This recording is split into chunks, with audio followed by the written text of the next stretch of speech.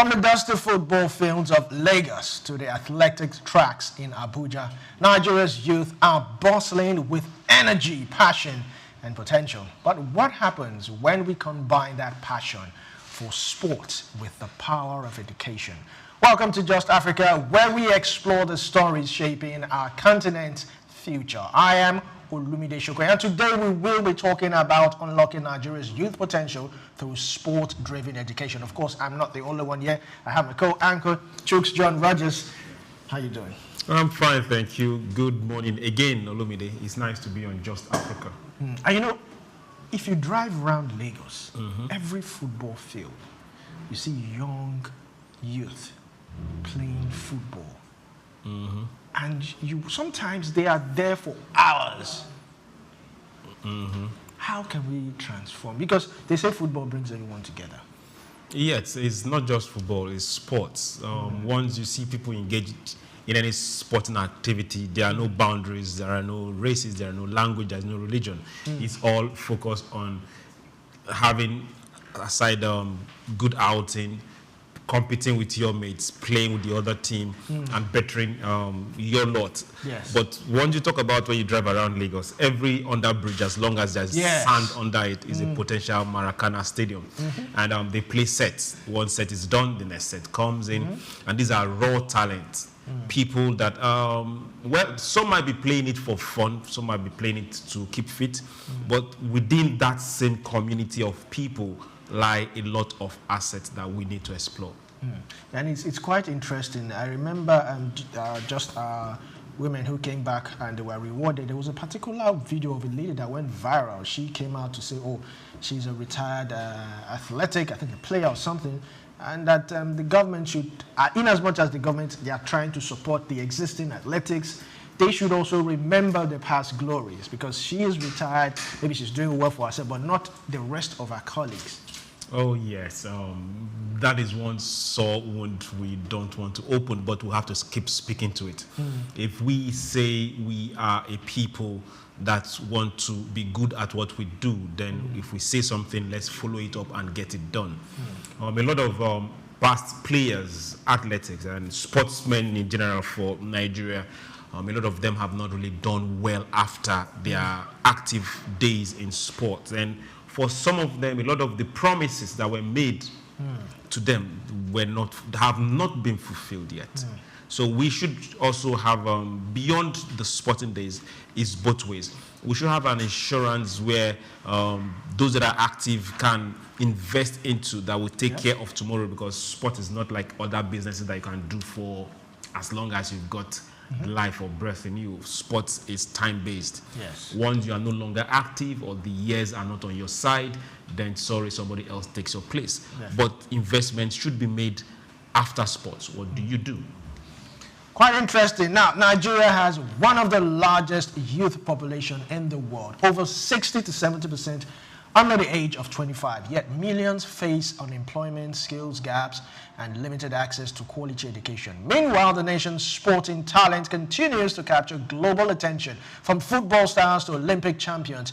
The question now is, can sport be more than just entertainment? Can it become a bridge to education, empowerment, and economic growth? We'll find out after this break. It's Just Africa. Don't go nowhere.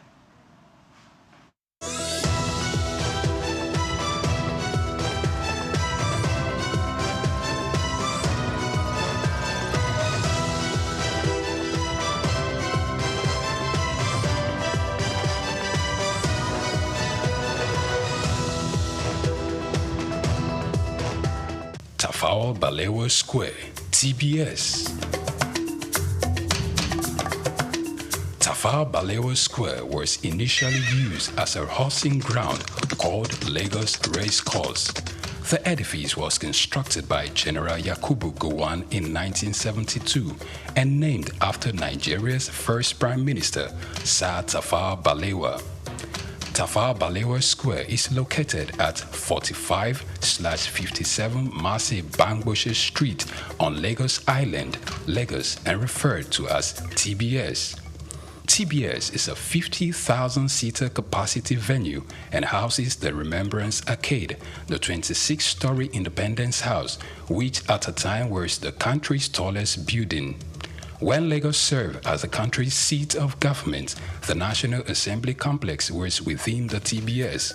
Also in the square are the National Broadcasting Commission Office, the Nigerian Hydrological Services Agency Office, shopping centers, travel agencies, restaurants, car parking lots, and a bus terminal.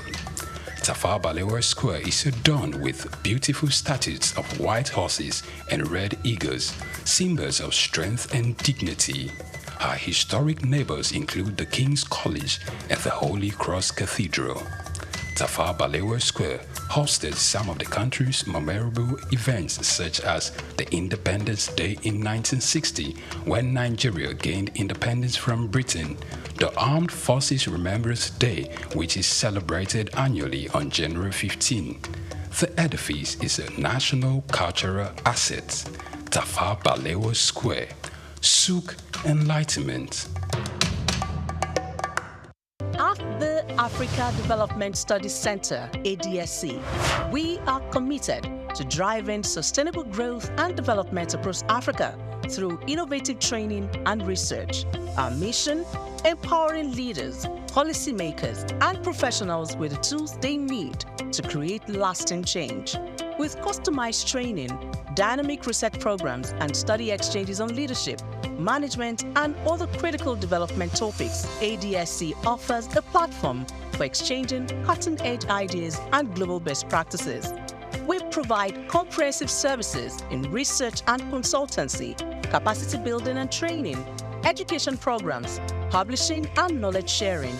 Our esteemed faculty, composed of seasoned experts and researchers, ensures a learning experience that is insightful and practical. We specialize in policy development, implementation strategies, monitoring, and evaluation. At ADSC, learning is engaging and enjoyable. Our unique methodology includes talks, interactive exercises, games, video screenings, and lively seminar discussions, all in a comfortable and friendly environment. Ready to make an impact? For more information, email us at info@adstudycenter.com or call +234 912 439 2362.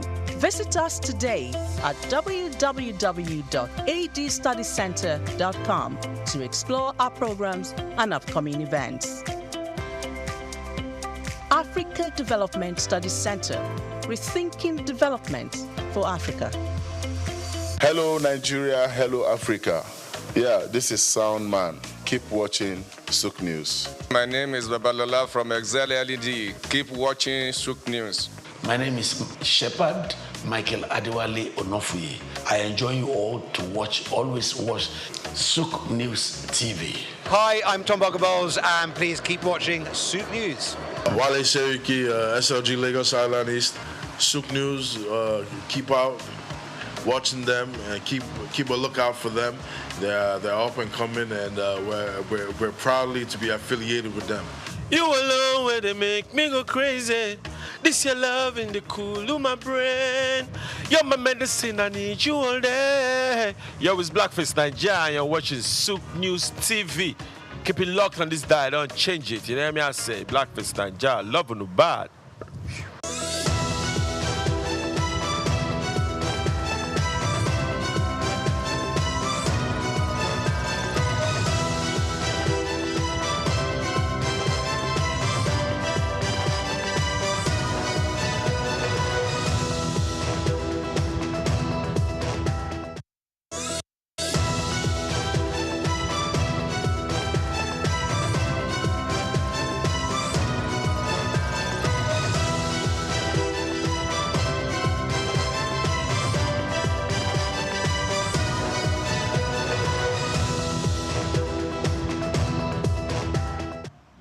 Welcome back to Just Africa. Now, this first segment, we will look at unlocking Nigeria's youth potential through sport-driven education. Now, sport is a universal language. It teaches teamwork. It teaches discipline, resilient skills that empowers value.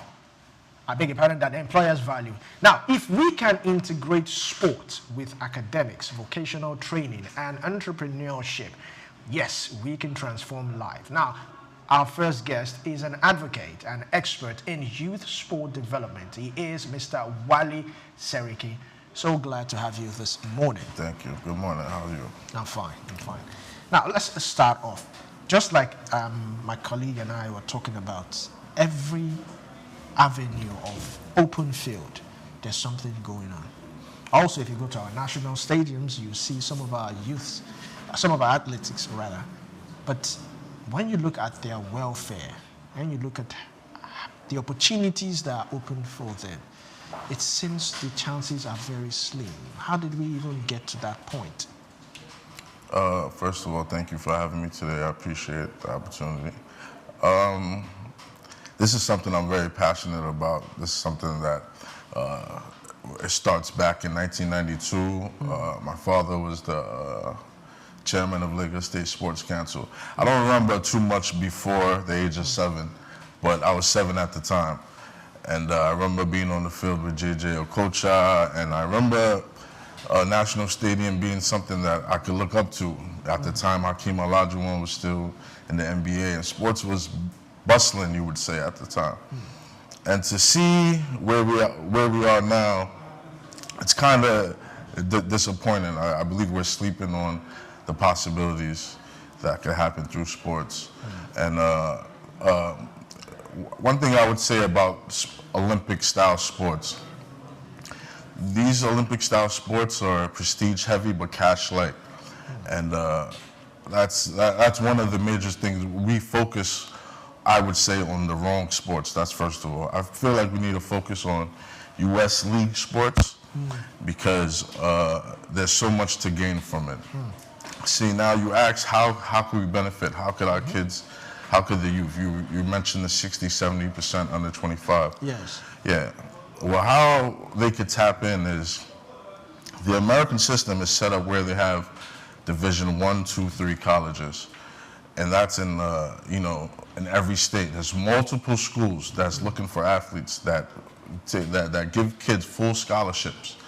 And this is something that we as a country need to put in our sports ecosystem. And it starts from not just the Ministry of Sports, Ministry of Education as well, and the Ministry of Foreign Affairs. Imagine, the success that we've had in Afrobeats. I mean, 20 years ago, there were people hawking 50 Cent CDs. Nobody was listening to our music until Two-Face and the Cole started bustling up. Now there's no corner of the world you can go to that you're not going to hear Afrobeat, something that started in Lagos. I feel we could do the same thing with sports.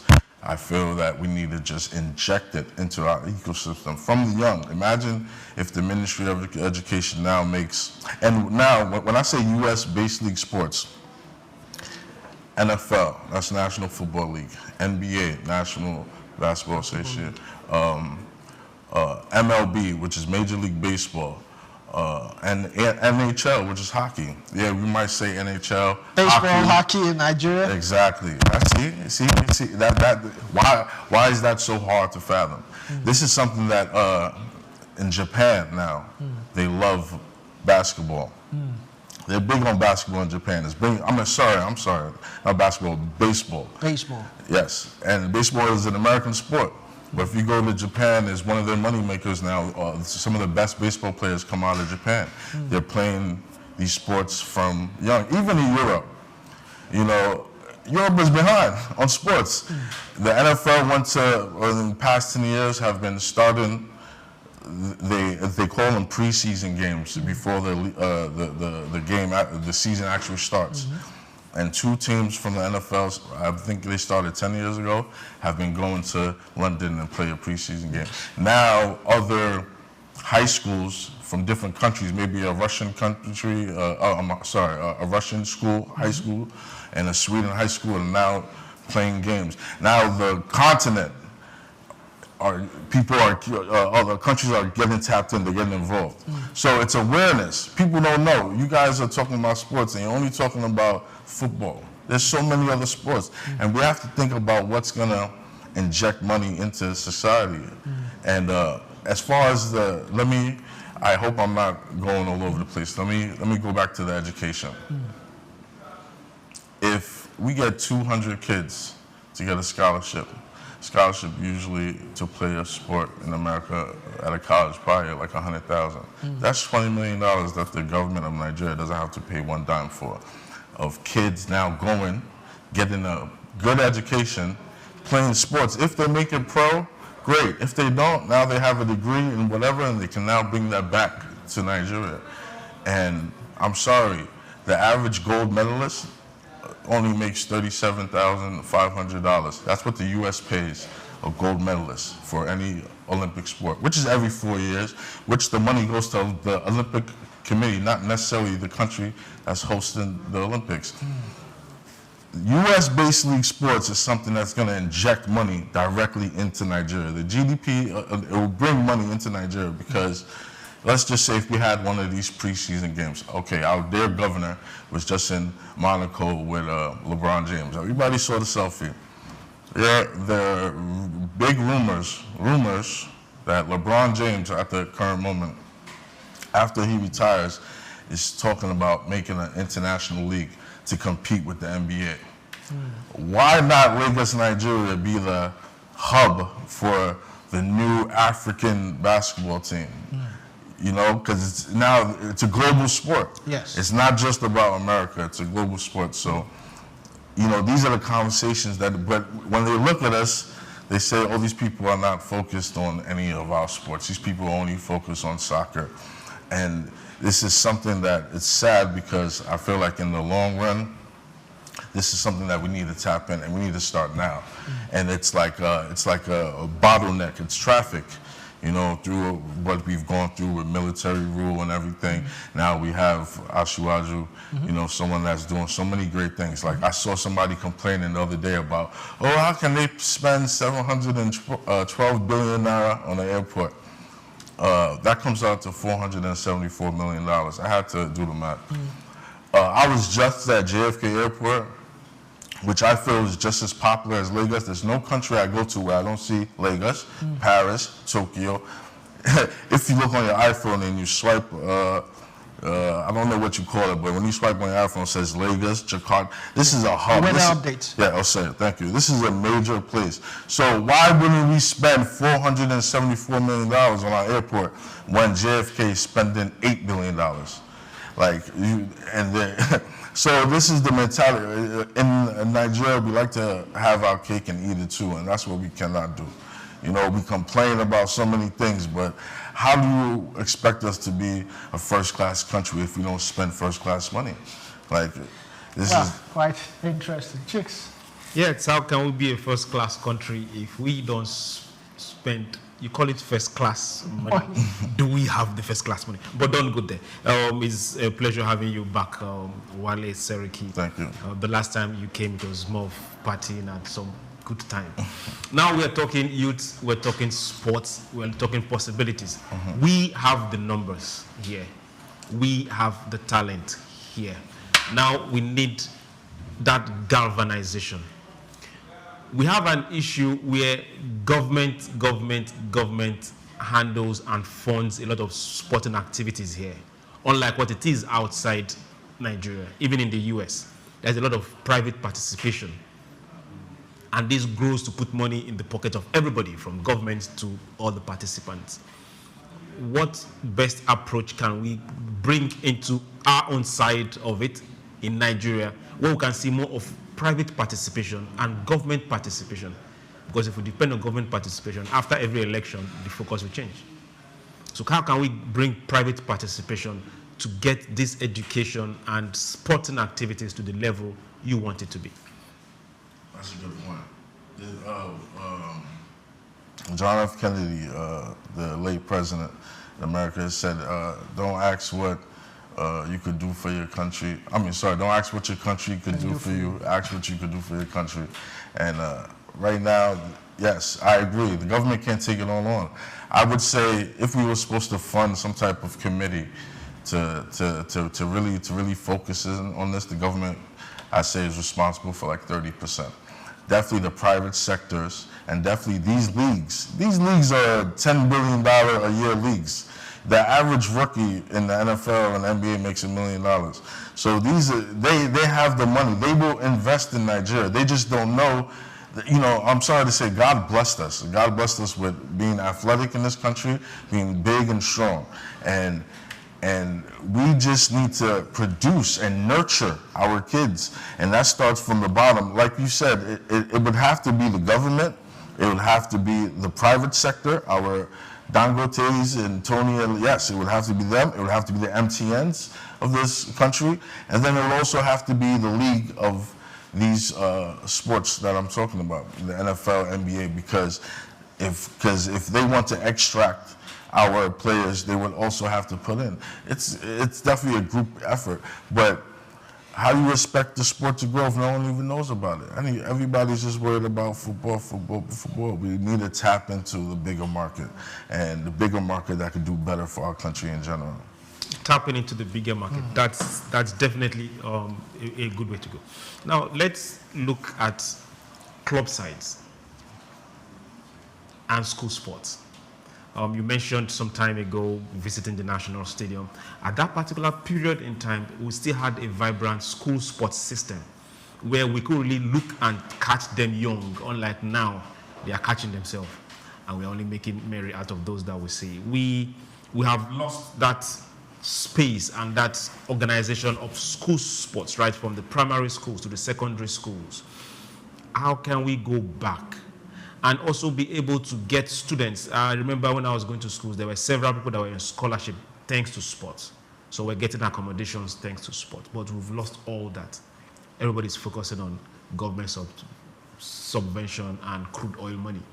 How can we go back to those founding fathers' means of getting children early into this particular sector? Okay.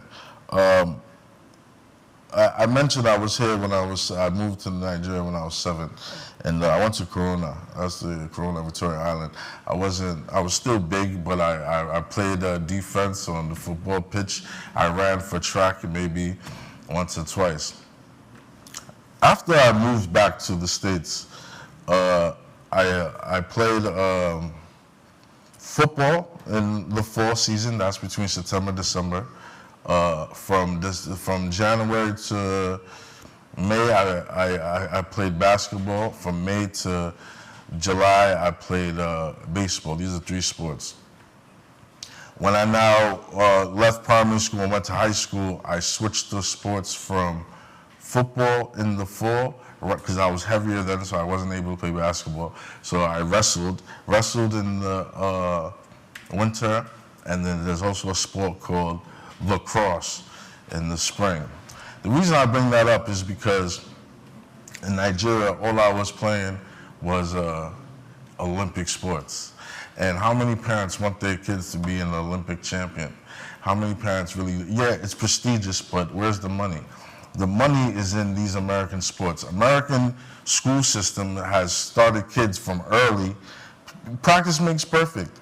You know, if you do something for 10 years, you'll be good at it. If a kid starts at 6, by the time he's 16, he's gonna be damn near a pro, you know? If you build it, they will come. Souqnews built this studio, I came.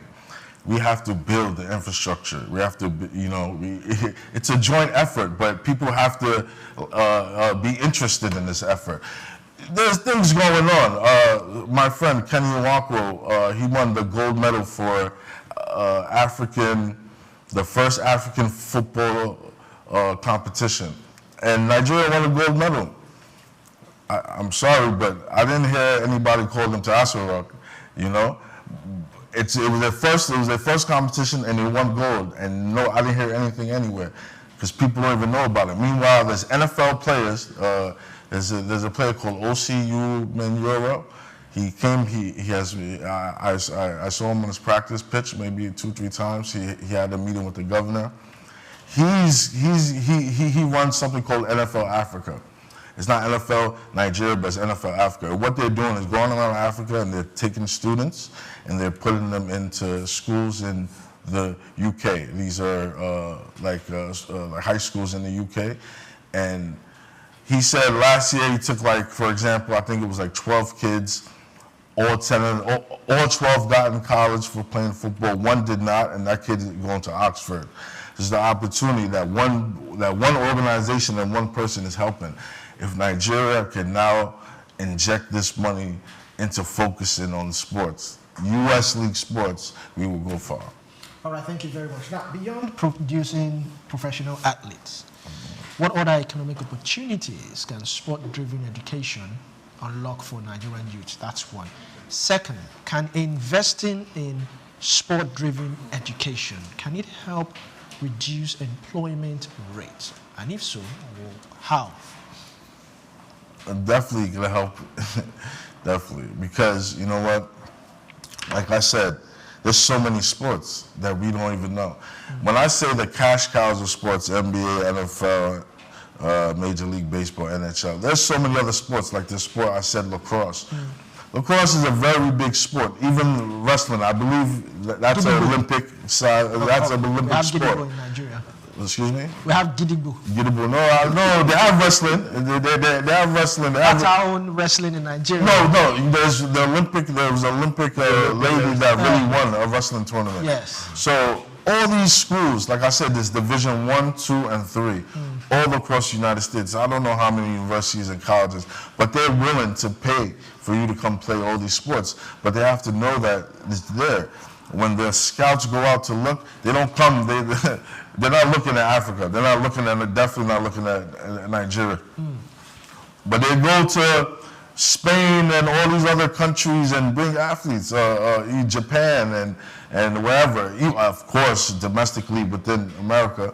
But if you're talented, they will give you a free ride, and that will help unemployment. Because, like I said, if you have 1,000 kids going to America, getting a good education, a free education, and now, even if they don't make it in sports, they can now be whatever they want to be, and whatever they studied in university, they can now bring all that back to Nigeria, all that experience, all the funds and everything.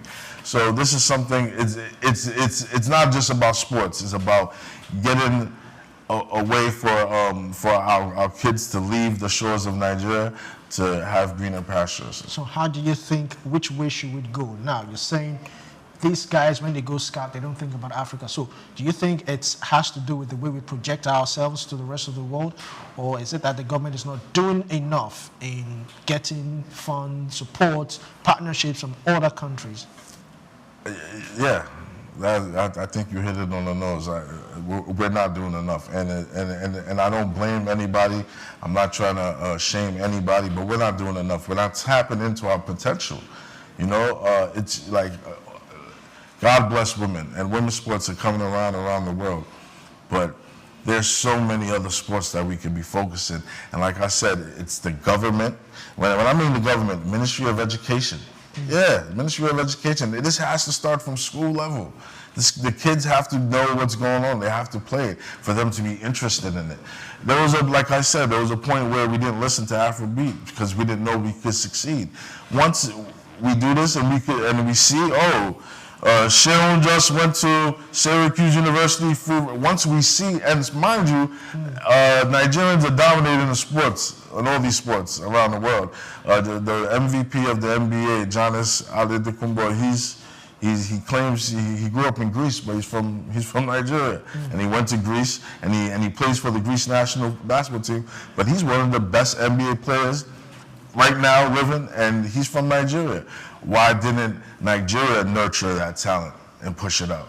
Is a state of mind that has to be started from, like, Ministry of Education, Ministry of Foreign Affairs, because they need to tap in. It's good. Sports is great for diplomacy as well.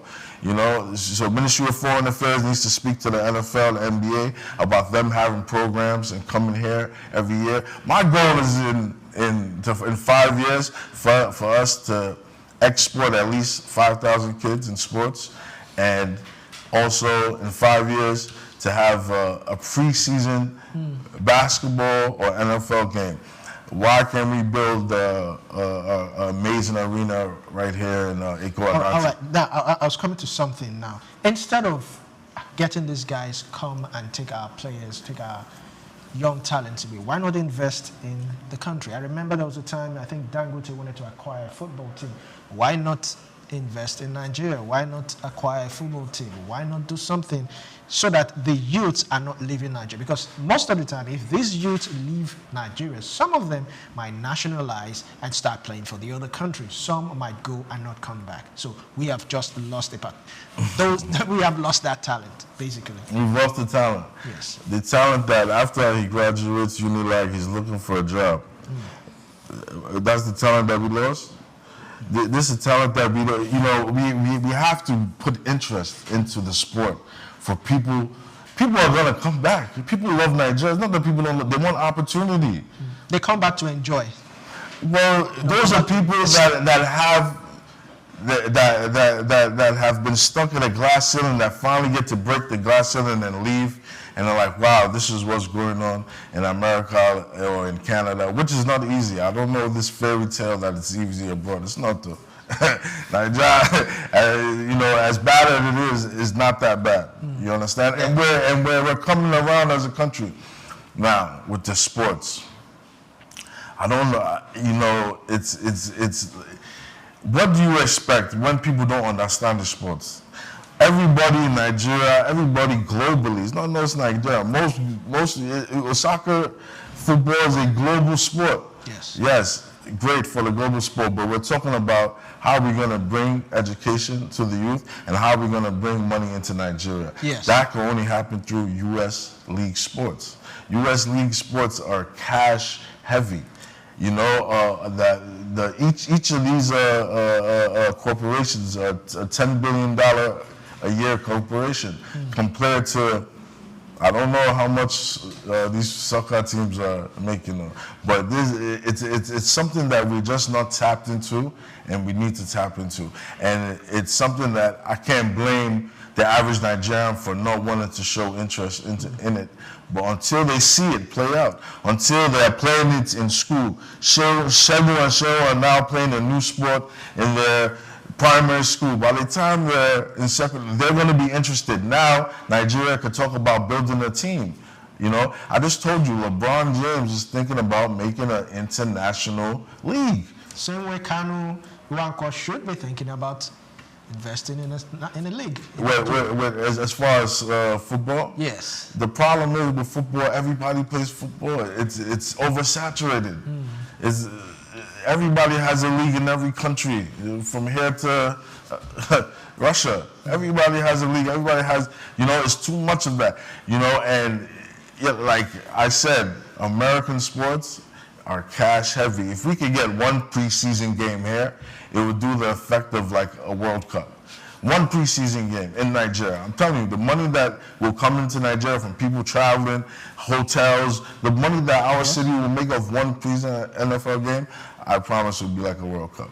So, okay, Wale, you are truly an advocate of getting things done. You're an advocate of looking for the money, bringing it down this way. Let the youth get some education and make something out of their life. Now, let's look at NCAA. They stand out in college jet games. The NBA, Asia has dragged them into it. Preseason games happen in Asia every single year, and it's always sold out. Same thing is happening with the US and football. They are bringing Premiership to come do preseason. Saudi has gone ballistic. They are almost taking over golf and taking over tennis. These are people that they have foresight. They've seen the future. There are people who might not play it that good, but they are making the money off this particular leagues that are established. We're not talking about TV rights. We're not talking about sponsorship. There's a whole lot.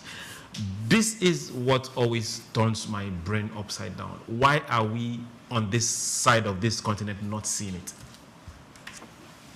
Your guess is as good as mine, and it's a shame. It's 2025. Like, let's get it together. Let's not wait. Like, why are we waiting so long to now jump on the bandwagon. We have money. That's even if we borrow money, we can invest the money. Like, you have to commend what is going on, what the government is doing, people are doing with the digital skills and like vocational skills, because in the future, yeah, AI is going to take over a lot of jobs, but the guy that's going to come fix the air conditioner, his job is not going to be taken. So we need to focus on those type of skills. And then now with sports, you said why, right? That was your question. Why are we not? Mm-hmm. It's because we just don't know. I've been blessed to run through this alley where I've seen this from the start. Like I said, I left here at 10 years old, 7 to 10. I left here at 10 years old, and I seen and I went to a primary school where kids were getting full scholarship sports, and these kids are only 10 years old, from Japan to come play a sport. So I feel it's ignorance. I feel like we just are ignorant to the fact that as a people, because you don't expect the government to ingest so much money and people are not aware, people don't want to do it. You know, like, I understand the point what you said with Saudi Arabia with soccer and tennis and golf. These are all global sports. I'm refraining from global sports. Not saying there's nothing wrong. Golf will get you in college. Tennis can get you in college. All those sports can get you in college. But I'm talking about the cash cow of the NFL, the NBA, and sorry, these are sports that our Nigerian people are already thriving in, from Hakeem Olajuwon back in those days. So it's just a matter of us putting our heads together, putting the right people in the right places that understand how to drive this thing forward. You know, God bless everybody that's in their positions right now, but I believe we're lacking on this. I've sent some documents and memos out to some people that's in government in positions right now, and I'm waiting for their response. You know, but if people drag their feet, I will be the one to speak up about this in our country. Let's not waste time. Let's get it done now. I believe it can happen. Okay, I was almost coming there. They said if somebody refused to turn their head, push their eyes so that they'll see what they refuse to see. Do you have like a foundation where, or if you don't have, are you looking towards having a foundation where before the government would decide to wake up, at least we can see, okay, do we have primarily some schools that can latch onto that particular foundation and get these advantages towards them? Okay, as you might know, I'm the immediate past secretary to this local government, Lagos Island that we're in. And me and my friend, the guy that won the gold for the flag football team. Flag football is not full pads football. So it's just without the pads. But that's what most kids play in America until they reach the age of 13, 14. So I plan to, with my friend, to start a league and to have all the schools in Lagos Island will make teams, at least start from home with East and the West. I don't know the amount of schools there are. I don't know the exact number on top of my head, but I think we'll be able to get some teams together and get a cup. So yes, that's coming very soon. All right, thank you very much. So I have 2 questions for you. Now, the first one is, how do we make sure young athletes don't sacrifice their academic growth for their sport dream, which may or may not materialize? Now, the second one is, how do you also address this stereotype that sport success is the only way you can be relevant in the industry? Which industry? I mean, in the sports industry, that you can be valuable. Okay,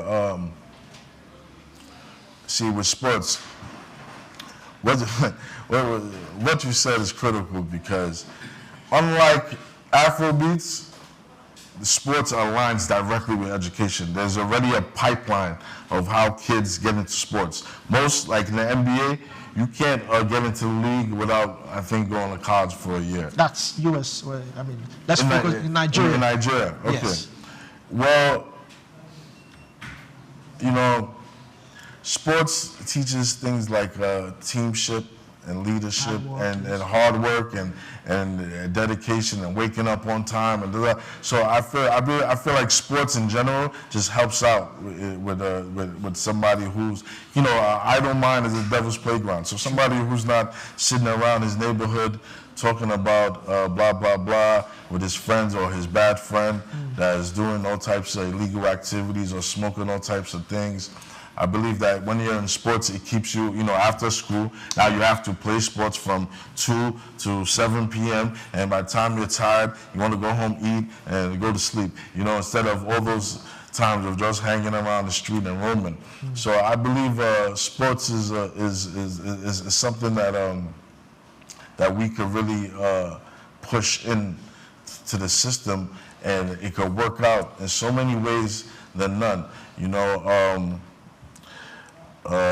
Sorry, I just had some things written down that I wanted to talk about, like an NCAA scholarship. Okay. Right? That's about $100,000 per student. So if you do that times 500, you do that. How can Nigerians apply for that? How? Yes. Yeah, we have to play sports here. So once we play sports here, the scout from the University of Michigan, the University of whatever, comes to Nigeria. Yes, and he's going to scout. They come to Nigeria? Yes, they will come to Nigeria for these athletes. But they don't know it's here. It's like they came to Nigeria, couldn't get our gold. They came to Nigeria, couldn't get our oil. They will come for our athletes. They came to Nigeria, come listen to our music. We just got it. We have to produce it. We have to nurture it. We have to make it happen. You know, and it's not about a Nigeria, because Nigeria is not there yet as far as starting our own American league, our own NBA, our own NFL. We're not there yet, but at least we could benefit. The kids can benefit big time if they start playing sports from a young age. Not like all these kids that's playing like the gold team, the gold winning team. Yeah. They're all grown men, and they can't go reverse back in time and go to college and get an education off the sport. But if we started off early, the sky is the limit with Nigeria. The sky is the limit, and we're focused too much on Olympic style sports. That's not cash driven. You know, we're focused more on all these other sports that are not a big deal. People are like, yeah, it's prestigious to win a gold medal, but then what? You know, how many athletes in a gold medal do you see with a Ferrari or a mansion? You know, it's not really, you know, and the education. The key point is this education here, free education. A bunch of Nigerian kids can go to America, get free education off playing sports. Not just soccer. That's what I'm advocating. Let's dive into other sports. All right, thank you very much, Mr. Wale Seriki, for that powerful, brilliant discussion. You were very brilliant. And yes, we just had Mr. Wale Seriki. He is an expert and advocate in youth sport development. It's Just Africa. We're going on a short break, and when we come back, we'll begin with the second segment. Stay tuned.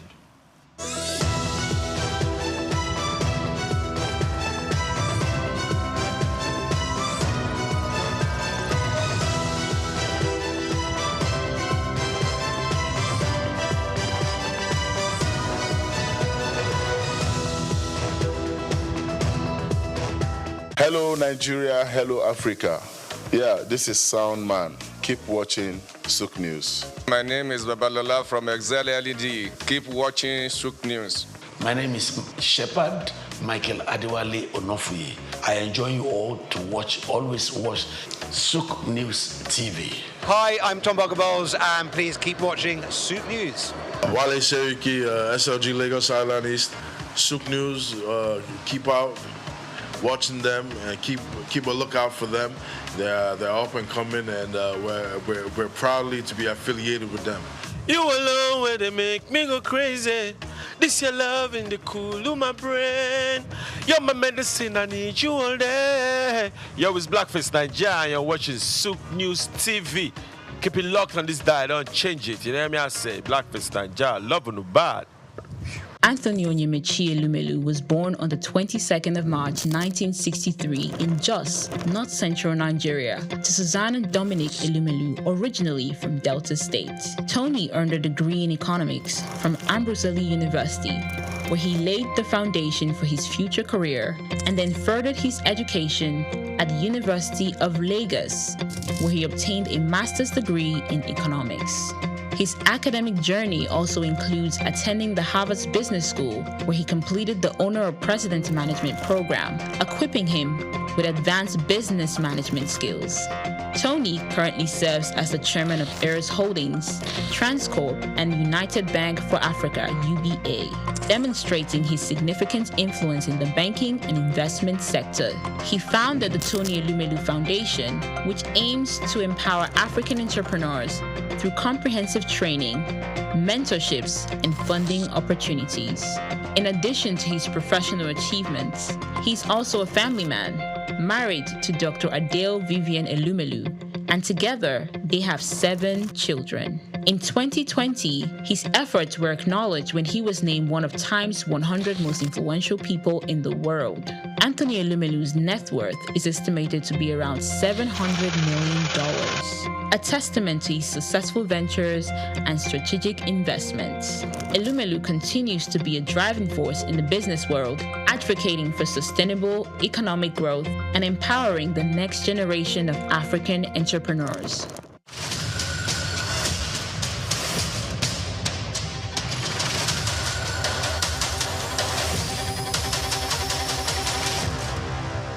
Tafawa Balewa Square, TBS. Tafawa Balewa Square was initially used as a horsing ground called Lagos Race Course. The edifice was constructed by General Yakubu Gowon in 1972 and named after Nigeria's first Prime Minister, Sir Tafawa Balewa. Tafawa Balewa Square is located at 45/57 Marse Bangboshe Street on Lagos Island, Lagos, and referred to as TBS. TBS is a 50,000-seater capacity venue and houses the Remembrance Arcade, the 26-story Independence House, which at a time was the country's tallest building. When Lagos served as the country's seat of government, the National Assembly Complex was within the TBS. Also in the square are the National Broadcasting Commission Office, the Nigerian Hydrological Services Agency Office, shopping centers, travel agencies, restaurants, car parking lots, and a bus terminal. Tafawa Balewa Square is adorned with beautiful statues of white horses and red eagles, symbols of strength and dignity. Her historic neighbors include the King's College and the Holy Cross Cathedral. Tafawa Balewa Square hosted some of the country's memorable events, such as the Independence Day in 1960, when Nigeria gained independence from Britain, the Armed Forces Remembrance Day, which is celebrated annually on January 15. The edifice is a national cultural asset. Tafawa Balewa Square, Souk Enlightenment. Lateef Jakande. Born Lateef Kayode Jakande in the Ekpetedo area of Lagos Island, Lagos State, on July 1929. He studied at the Lagos Public School at Enowa, Lagos Island, then at Bonham Memorial Methodist School, Port Harcourt, King's College, enrolled at Ilesha Grammar School, where he edited a literary paper called The Quarterly Mirror. Jakande began a career in journalism in 1949 with a daily service and joined the Nigerian Tribune in 1953. The owner, Chief Obafemi Awolowo, appointed Jakande editor-in-chief of the Tribune in 1956. Jakande established John West Publications in 1975 after leaving Tribune and began to publish the Lagos News. He served as the first president of the Newspaper Proprietors Association of Nigeria NPAN. Jakande ran for election as Executive Governor of Lagos State in 1979 on the Unity Party of Nigeria platform. His administration was effective and open and implemented the cardinal policies of his party. He introduced housing and educational programs targeting the poor, building new neighborhood primary and secondary schools, and providing free primary and secondary education. He gave poor people's children education, and many of them are now very prominent in the society today. Jakande established the Lagos State University and constructed over 30,000 housing units. After the military takeover in 1983, Jakande was charged, prosecuted, and convicted of treason and later pardoned.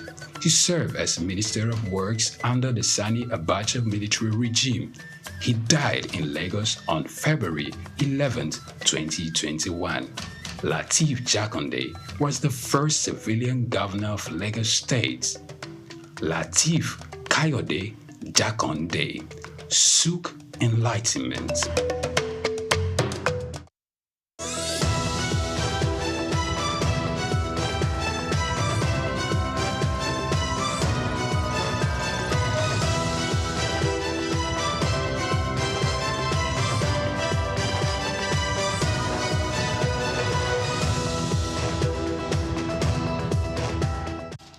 Welcome back to Just Africa. Now, in today's Nigeria, starting a business is easier, quite easier than a few clicks.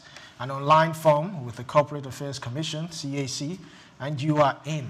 But the digital age, registration alone is not enough. Every idea, every design, every piece of content is vulnerable to imitation, theft, or outright piracy. From music to fashion, from software to social media brands, intellectual property is the new currency. So the big question is, how do entrepreneurs protect what they create? And what happens when the law is too slow to catch up with technology? This is a question we need to ask ourselves. And these are some of the questions we will be asking our guests today. Of course, I have Umevi Idola as my co-anchor. How are you doing? Hello, Lumide. Good afternoon, and good afternoon to your Lagos, Nigeria, and Africa as a whole. Yes, I'm doing exceptionally fine today.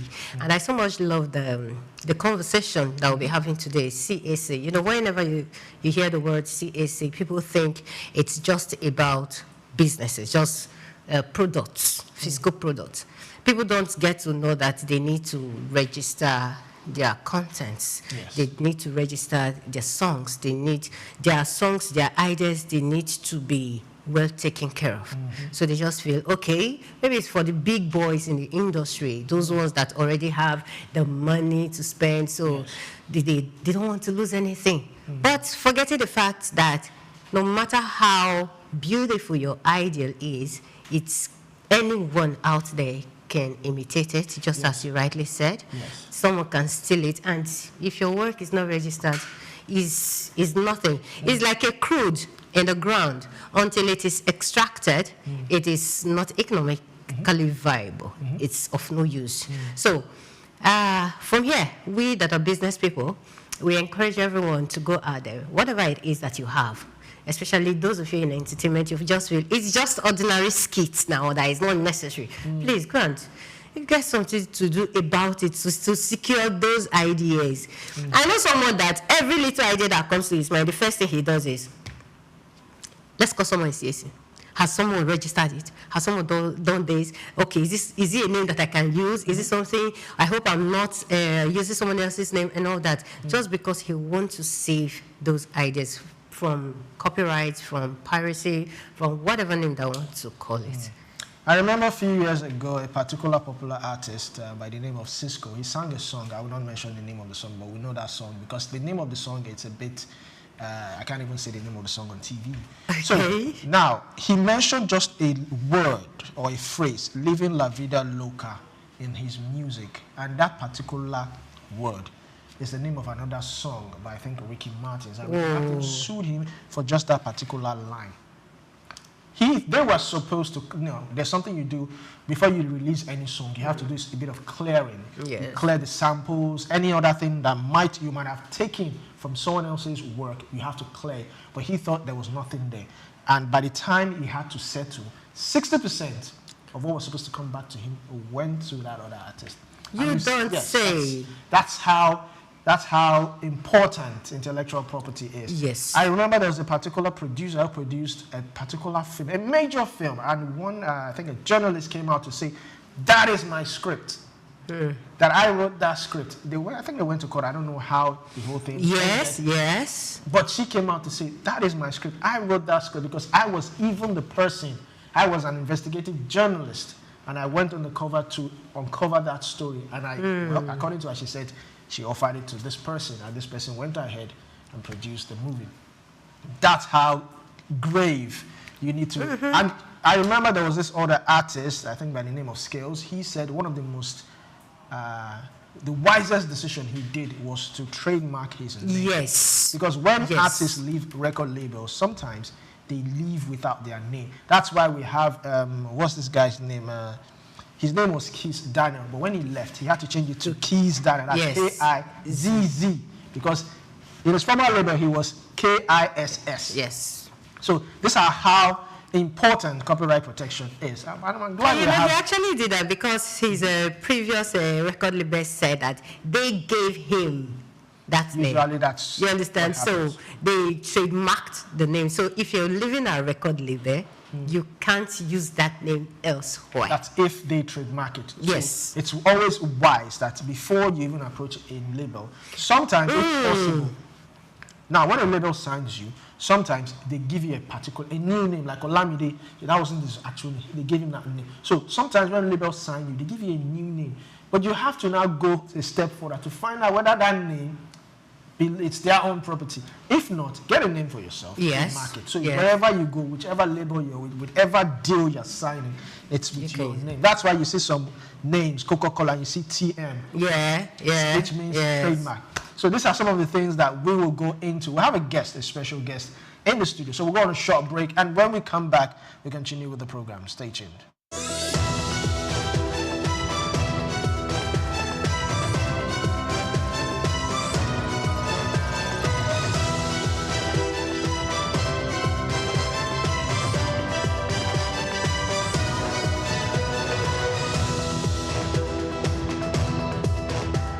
Three Wise Men. Iconic sculptures and statues adorn major metropolitan cities of the world. In Lagos, Nigeria, the statue of three men designed to depict the state's cultural heritage and to usher in visitors and tourists into the ever-accommodating center of excellence is no doubt an astounding work of art. Originally built under the administration of Colonel Raji Rasaki, designed by Bodun Shodende in 1991 and standing over 12 feet high, referred to as Agba Meta or Aro Meta, the three sculptured chiefs were placed along the Lagos-Ibadan toll gate to welcome people coming into Lagos State. The statue called the Three Wise Men by many has become a major signature for the state. Three white-capped chiefs clad in white wrappers knotted across their shoulders and with clenched right fists are shown in the artwork. The images fascinate and create impressions in the minds of visitors coming into the state, captivating the attention of visitors who look with keen interest, pondering on the messages which the posture of the engraved images signifies. The Three Wise Men has been relocated thrice from its original position at Ojodu Berger end of Lagos-Ibadan Expressway to Magodo area before its final relocation to its present site at Oluwopopo Drive. The sculpture has suffered severe damages over the years and renovated. Bodun Shodende, through this sculpture, depicted the highest honor that can be afforded to anyone in the Eko greeting tradition. The Three Wise Men, Arometa, Souk Enlightenment. Broad Street. Broad Street, situated in Lagos Island, is steeped in Nigerian history. Once the biggest financial hub of the country, it housed the headquarters of major banks, linked to CBN, the stock exchange, and the loads of lender companies. Broad Street is a historically significant street. It has played a central role in the development of Lagos and history, an important commercial and administrative center for the British colonial authorities. It was also a home to some of the city's earliest modern buildings. Broad Street was a residential area in the pre-colonial era, where the British claimed the Methodist Boys High School in 1878 and the Broad Street Prison in 1882, renamed Freedom Park. The General Hospital, which was a British military hospital, was built in 1893, being the first general hospital in Nigeria. The old British Secretariat building, which is now the Federal Ministry of Justice, was built in 1906. Broad Street has seen a full turn into modern commercial office blocks, complexes, skyscrapers, and markets from the outer marina through Akpombo early into the Adeliji Adele Road. Broad Street is one of the busiest streets in Nigeria on weekdays, where commercial activities take place day and night. From modern buildings to ancient structures, this street gives one a raw dose of life in Lagos. Broad Street is often referred to as Lagos Financial District. It boasts a mix of architectural styles, reflecting its long history, colonial-era buildings, Victorian and Edwardian architectural features, alongside more modern skyscrapers and structures. Broad Street remains a vital, vibrant part of the Nigerian economy. Broad Street. Souk Enlightenment.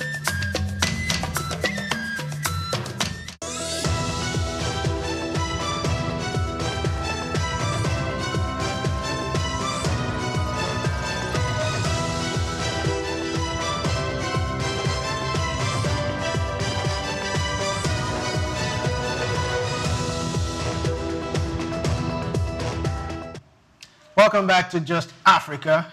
I am Olumide Shokoya, and of course I still have Omevi Idola. Now, this is the second part of the segment. Today's topic is, on this part of the segment, the topic is Corporate Affairs Commission, protecting businesses in Nigeria's digital age. Now, our guest is Barrister Tunde Lawal. He is a corporate and entertainment, IP, and tech lawyer. So glad to have you, Barrister. Thank you so much for having me. I always like it when I have lawyers in the building so I can, know what I can do, and, flex my muscles a bit. So now, let's start off. Most Nigerian entrepreneurs, they believe that once their business is registered under the Corporate Affairs Commission, their brand and content is protected. How true is this? Well, to some points, it is not true. And this is because Corporate Affairs Commission on its own is like a federal agency that focuses majorly on registration of business. The only thing most business or companies have with Corporate Affairs Commission has to do with just corporate entity. And for other brands who intend to maybe go into other activities, it goes beyond Corporate Affairs Commission. And this is where you see people talk about brand identity, talking about they want to start a business, they want to just go into the market. Yes. And the main reason why you see people talk about Corporate Affairs Commission is a random person can just wake up today and say you want to maybe start a business. And the fastest way to maybe for you to get recognized or to start branding yourself is once you have the CAC certificate. Before you can even have a business, a bank account that has to do with your brand, they definitely ask for CAC. Yes. And all of these are just like a preliminary steps for you to maybe start doing business in Nigeria. It goes beyond protecting your brand on its own. Okay. So when we talk about now, moving into that one, because in a world of where people can just copy and paste your content, do you think just registering your brand, is that enough? The traditional way of copyright law, is it still effective? Copyrights cut across all industries. And here we are talking about intellectual property across all areas in the sector. Now, copyrights in a certain industry may be different from the way it is in another industry. Let's say, for instance, where you have to do with a business. you copywriting your business doesn't has to do with the name alone. Okay. It comes with, is your logo also trademarked? Someone can decide to like maybe wake up tomorrow and say, yes, let me start using this particular logo. I think I find a little bit of creativity in it. Let me start using it. And all of a sudden you try to like maybe institute an action, or at the end of the day, your logo is not being trademarked. Now, let's look at the music industry now. Copyright in the music industry is a bit different from the way it is in the corporate team. And this is because for you to like maybe have a particular license in using someone else's creative, definitely there must be an agreement. Yes. There must be an agreement between the original owner and the person who is coming to use it. Yes. Recently, a couple of Nigerian movies releasing on all these movie outlets make use of Nigerian songs a lot. Yes. Yeah. And on a random day, a random person will think, oh, is this particular Nigerian artist aware about this certain producer using their song in a movie? The artist does not need to like maybe know at all. And why is this so? Once there is like a license, a specific license for that particular song, all that is needed is for the producer to go to a certain organization and request for such approval, and that's all. And for music, there is a broadcast music incorporation, which deals with anything that has to do with music licensing. So before you can use a particular Nigerian artist song in any of your projects, there must definitely be a license. There must be a creativity on it. And when you now come to the corporate scene now, trademarking starts from when you start building idea on, okay, I want to run this particular business. How do I come across the different alternative names to use? What is like the scope, the object of the business? You start thinking of trademarking almost immediately at the preliminary stage, not when you've done CAC. And you're not like, wait, am I supposed to proceed? No. The same way you're already making availability search on CAC, it's the same way you should be making that name search on the trademark registry. So this thing works intertwined, like for both like maybe to be on the safer side. So that's it. Okay, so thank you very much, Barrister Lawa. You are actually looking barrister. You're barrister in this afternoon.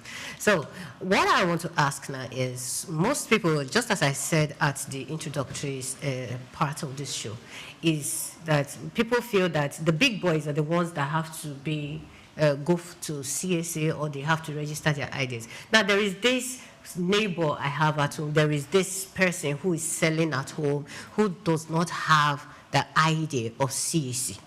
He doesn't know how to go about his business. All he does, okay, I made this particular style of a gown and I do not want anyone else to copyright, to go and do a fake one.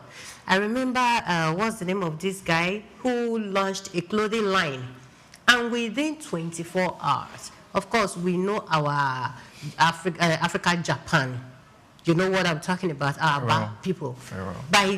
Within 24 hours, we've seen our Nigerian made. How do we tell that person in the streets, on the street rather, close to my house, that, okay, your ideas, can you break it? What I'm trying to say is, break it to the layman's level. Let them understand the importance of CAC. Okay, the importance of trademark. Okay, trademark, yes. Okay. So the importance of trademark is this. It gives this brand identity a certain privilege and protection that has to do with, when it has to do with the legal part of any branding. Okay. So trademarking cut across protecting your brand in a legal way, not just having a brand in the commercial sector. Okay. No, trademarking is like protecting your brand from any other person, from anyone use of that particular name. Okay. It may be your name, it may be your logo, it may be any design or any patent idea that a particular industry has. Okay, now, because of the cost effect, many people don't want to do it. So how do we go about that? I don't have the money to go and register. By the time I go now, maybe they will say, you have to bring a certain amount of money, and this person does not have that money. How can the person go about it? Okay. This is another reason why people tend to maybe opt in for CAC against trademarking. These two should have been in the same zone just to like maybe make things more easier for people. Okay. However, trademarking is a bit kind of more, I won't call it rigid, but the process is kind of a little bit kind of lengthy compared to CAC. For CAC now, you can definitely, with the new innovation they brought in with the portal, your availability search takes nothing less than 5 minutes. Yes. Compared to trademarking now, when you start your trademarking name search, it takes almost like 2 to 3 days for you to like maybe acknowledge if the name is still available. And trademarking is like a process. You start with the name search, filing, publication of trademark journal, and also receiving the acknowledgement and acceptance letter before you get certification.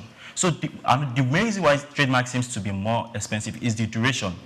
You can easily get CAC from the certificate within a week. Okay.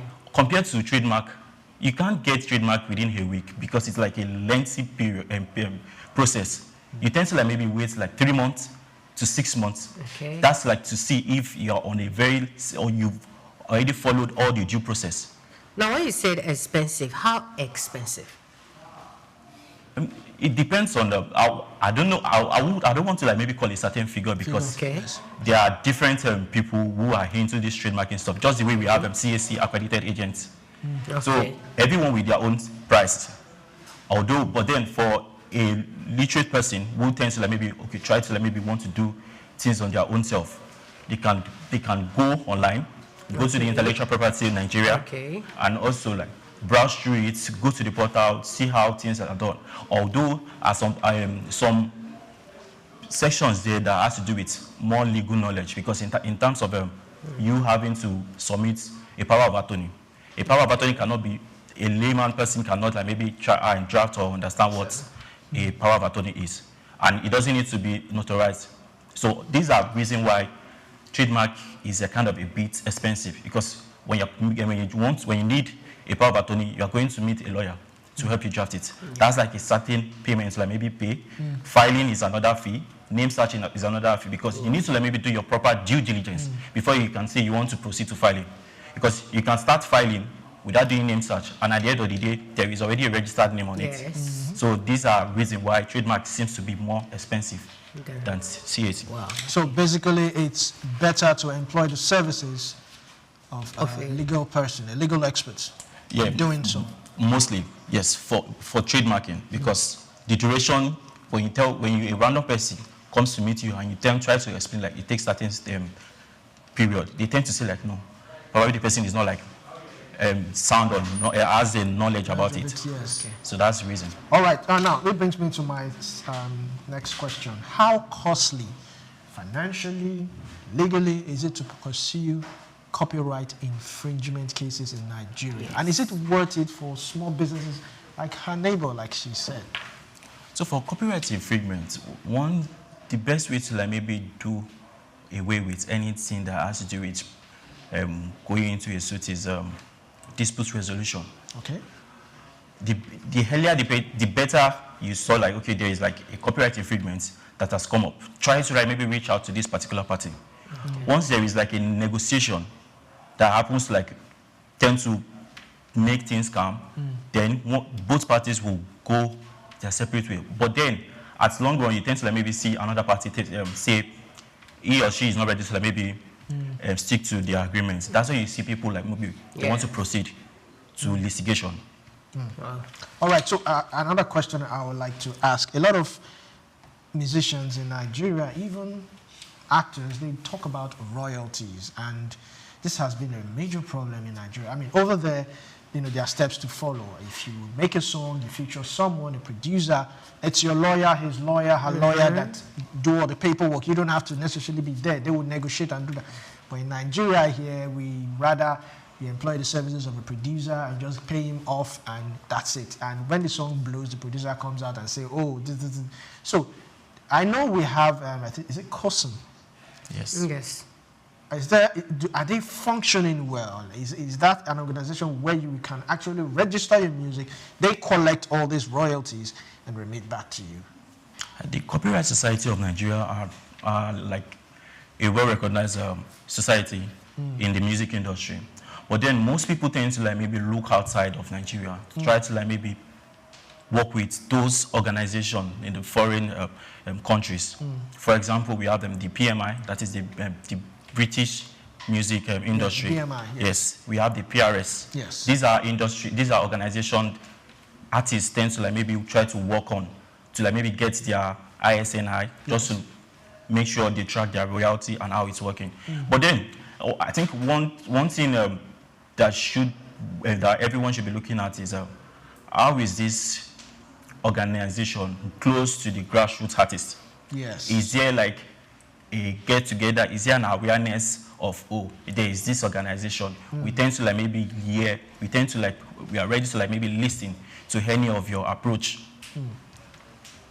Yeah, is there anyone so far, Barrister, that has been prosecuted for copyright? Maybe you did you went ahead to use someone's songs and all that. Because what we've seen most times, it is the owner of the work, the original owner of the work, is the one that comes out to shout on social media that my job is being created by someone else, or someone has uplifted is part of my book.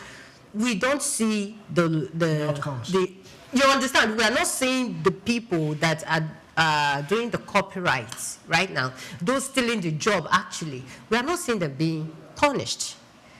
Is it something that it's just maybe just a tap on the wrist and you let them go, or is there a proper punishment for those people? And have you seen anyone that has been punished for stealing someone's intellectual property? In Nigeria, the process of litigation takes like a long period, from arraignment, trial, to continuance of trial, to judgments, and others. So when it comes to copyright infringement now, it's not easy to like maybe quickly go into litigation. That's why you see like it takes a long period of time, because at that period when you are seeing them talk about copyright infringement, there is already like a setup of probably a dialogue between both parties to try and negotiate where there is going to be like a resolution between both. So that if there is no resolution, that is when you then see people like maybe go into court. And in Nigeria also, just like you said, like the number of people that have been prosecuted for copyright is a bit limited. And this is because of once you get to the courts and the courts can affirm that, yes, this is like a copyright breach, you tend to like maybe see the accused person try to like maybe say, yes, they are ready to like maybe go into resolution, into an agreement to like consider the terms of the owner. Oh, okay. Why I asked those questions? So because we've seen some cases, I don't know if there is illegal litigation going on. For instance, the song African Queen between Two-Face and Blackface, till tomorrow, it's still legal. We don't know the original owner of that song. So that's why I'm asking. Okay, using that as an instance, would you say that it is just a social media trend, or it is something that is actually going on in court? Should we be expecting a result from that kind of situation? Sometimes it's maybe just social media books just to like maybe promote a particular project at that moment. We never can tell. All right, so now I'd like us to look at another area, which is piracy. Okay. I remember way back before Afrobeat came into, dominance, what most artists do is they take their own master track to Alaba. Yeah. They pay them off 3 million naira and they pirate everything. But now, thank God for music streaming platforms, that has been taken out. But if you look at the movie industry, sometimes some of these producers, they sell their land, they sell their properties to produce movies. And in 2 weeks or barely a week after the film is released in theaters, we have them on platforms like Telegram and the rest of them. I remember there was a particular female producer who was on social media live, and she was in tears that the movie she just released is already on Telegram. In fact, some people were even telling her that, don't worry, I'm going to download the stuff after this live. So, do you think Nigerian consumers are aware of the damage piracy does to local creators and businesses? They are aware, yes, they are. The only thing I see here is they are just bothered, or they are just after their own commercial income.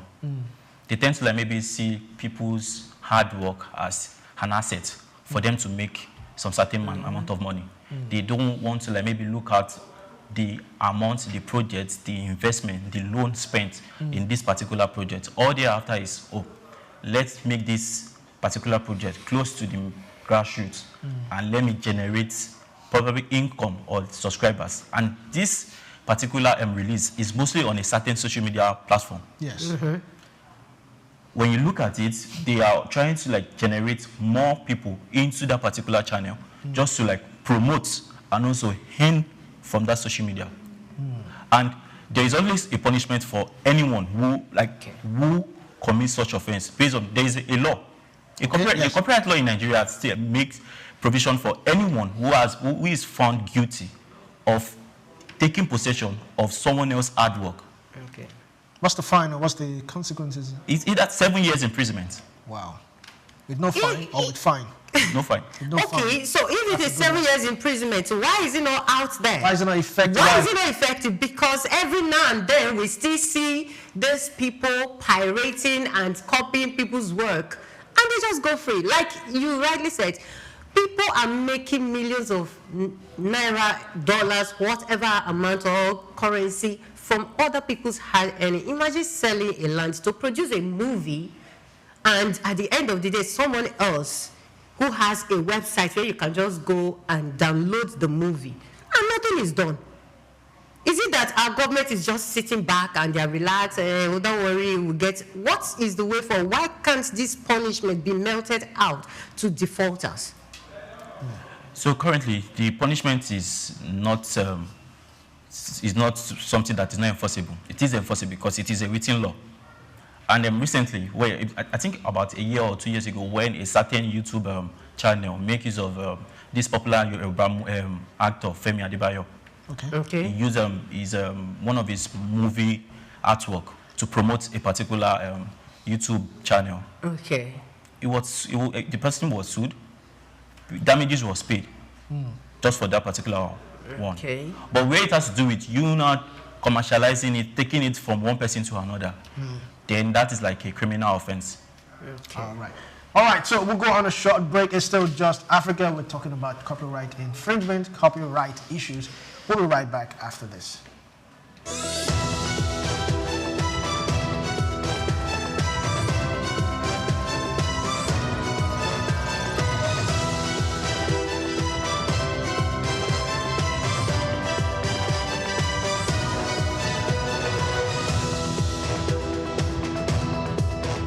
My name is Shino Ogbadegeshin. I'm the CEO of Gozi Micro Insurance. Continue to watch Souqnews. Adenike Adeyemi, Executive Director of Faith Foundation. Keep watching Souqnews. My name is Shepherd Michael Adewale Onofuye. I enjoy you all to always watch Souqnews TV. Hey everyone, Majuli Obaje here representing Gigi. Keep watching Souqnews, okay? Stay updated with Souqnews. My name is Aton Keme. I am the head of MSME banking. Please keep watching Souqnews and stay glued to Souqnews. I recommend that more and more people should watch Souqnews News because they deal with business news. Hi, my name is Amaka Wokolo. I am the director of the Faith Institute at Faith Foundation. Keep watching Souqnews.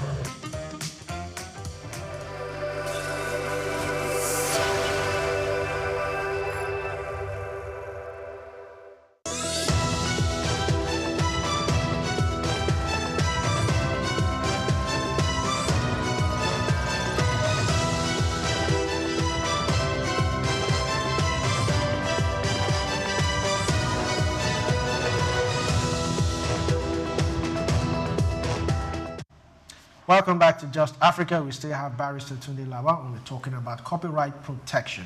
So now, we've talked about a whole lot. What laws exist? If you can take us through, how many of them exist to protect copyright infringement? And what are the consequences?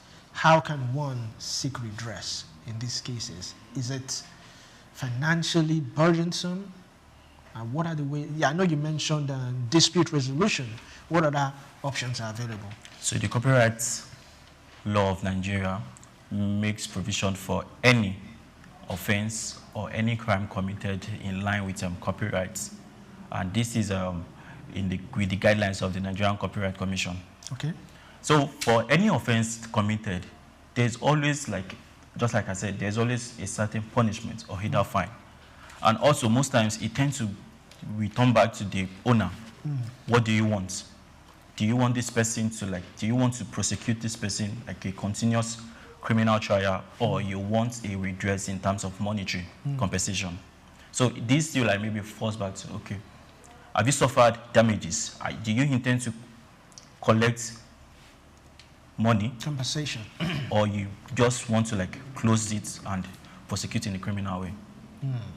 Okay. Today he is asking about the laws that protect people's work, right? So if my work is pirated or stolen by anyone, what channel should I go to? Whom should I run to and complain that, okay, I don't want to go to social media and just shout and shout and shout. I want to follow the right process. Where should I go to and make my complaints? So it depends on the organization, the industry. Okay. Like Nigeria now, the movie industry has a different organization, like this TAMPA, that has to be the Theatre Art Movie Association of Nigeria. And also, when you look at other industries too, for you to maybe report or make any such complaint, there is this Nigerian Copyright Commission. They are always online to any helpdesk inquiry. They are always available to maybe hear from them at any time. What about IP protection? What laws exist for that? For IP protection, the intellectual property law is still subsists for any creative content ownership of songs, be it production of song, music, any movie production, even up to the influencing. You can decide as an influencer to say you want to maybe own ownership of a particular art you run for a certain brand. So it is based on agreements. This is why some certain clauses need to be very, very, very, very, very inclusive and important when you are going into an agreement, when you are going into a deal with someone. So now, in the case whereby your work is stolen in another country, and you are in Nigeria, I'm a Nigerian artist, someone in Australia or someone in Brazil or China steals my work, how do I go about this? So there is a unified intellectual property, which is the World Intellectual Property Organization. Okay. It oversees all. That means the entire country IP organization which has been registered. So whether you've registered in Nigeria, it transmits to the World IP organization to know that when you're trying to register in this certain country, there's an existing name or there's an existing brand with that particular one. And I think there was a time when, recently, when the bench issued a statement that has to do with one American artist that makes use of one of his songs, I think Oliver Twist. Okay. It was spotted based on there was no license, no approval, no clearance from the original owner. Wow. Oh, wow, that's beautiful. Do people in the creative industry, entertainment, so creative industry, they're big. Do they ever come to you, for instance, a makeup artist? Because those days are more of service than physical product. Do they ever come to you to say, okay, I want to register something, I want to register my work? Because my makeup artist did this on me now. She cannot register this, right? Or, I mean, this is not tangible. It's not something that she can say, okay, this is my product. Is she just going to come with her label, her name, rather, her brand's name? Or how will she be able to protect, especially those people in the creative industry? Do they come to you that, okay, I want to register, or I want my brand protected? All right, add this one to your question. Okay. She does the makeup now. Okay. Another photographer comes, takes the picture, and posts it online. Who owns? Yes. Okay. Is it she, the makeup artist, or the photographer? Or the photographer. Okay. Let me start from this particular question. So where a makeup artist, or let's say a model, is in place and a photographer takes a picture, yeah, the photographer has ownership on that particular picture. Okay. However, the same rights the photographer has, the model also has the right to direct on the usage of that particular image she is in. Okay. If the model is not interested in you making that particular picture appear in a certain billboard ad, then so be it. So that leaves out the makeup artist hanging. Yeah. Wow. There is a recent case that has to do with that this one with I think a telecommunication service. Okay. They happen to like acquire this.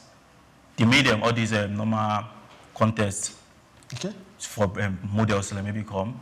Then after doing that, I think they gave prizes to the beauty pageantry contestant.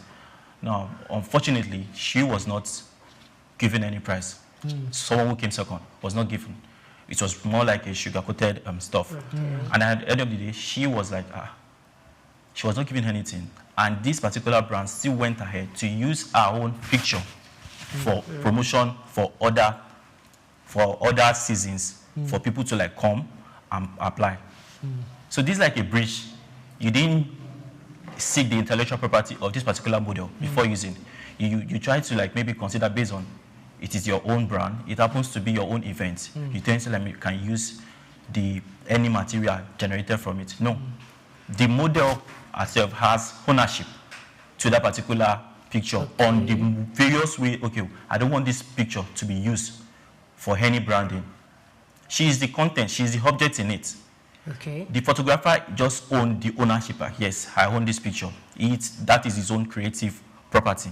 Okay. But the model in it is the object who happens to like direct the commercial use of that particular image. Oh, don't you think that there should be a kind of an agreement between photographers, models, makeup artists? You know, when we talk about makeup right now, sometimes the fashion designer is part of it.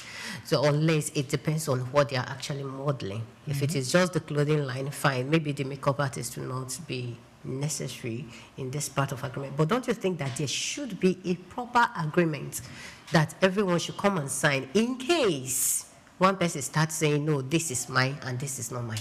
There's always an agreement for every creatives. Yes. Always an agreement.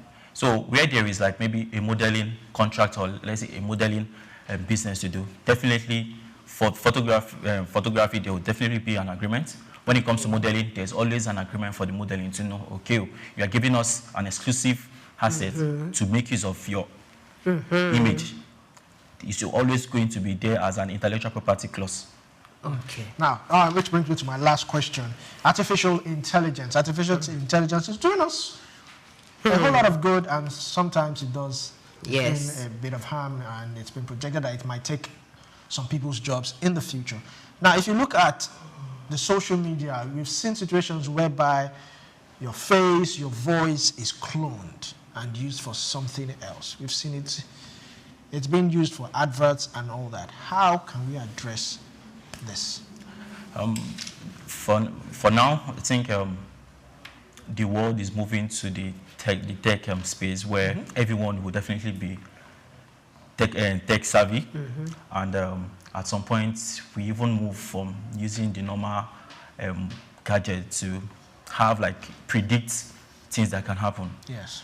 So as time goes on, I hope like there will definitely be a law that will definitely regulate that particular area of artificial intelligence. Because yes, it is good, and as well as its own disadvantages. Yes. Because you can't say artificial intelligence is good for you to like maybe make research, and you're also using it to the disadvantages of another person.